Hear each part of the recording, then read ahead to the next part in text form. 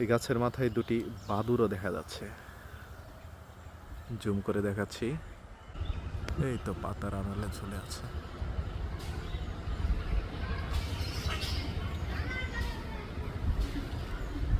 দুই পাতে ঝুলে ঘুমিয়ে আছে।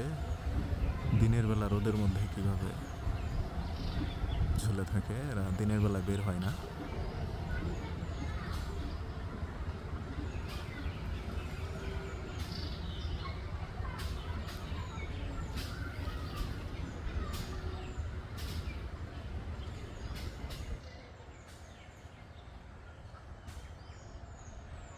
শামুকখোল পাখি উঠতেছে মাথার উপর দিয়ে। বাদুরগুলো কোথায় গেল? এই যেখানে।